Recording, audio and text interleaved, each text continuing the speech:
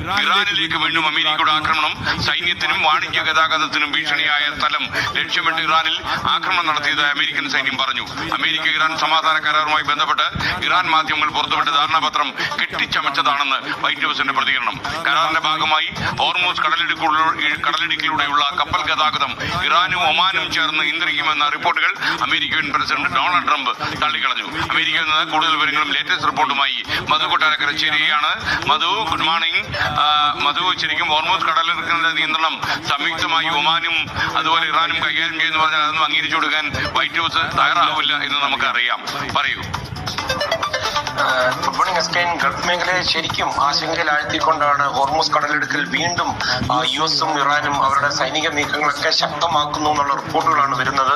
സമാധാന കരാറിൽ എത്തിയെന്നും പറഞ്ഞുകൊണ്ട് ഇറാൻ ചില വാദങ്ങൾ ഉന്നയിച്ചു. അവരുടെ സ്റ്റേറ്റ് മീഡിയ ഒക്കെ ചില റിപ്പോർട്ടുകളൊക്കെ കൊണ്ടുവന്നു. അതൊക്കെ യുഎസ് പ്രസിഡന്റ് ഡൊണാൾഡ് ട്രംപ്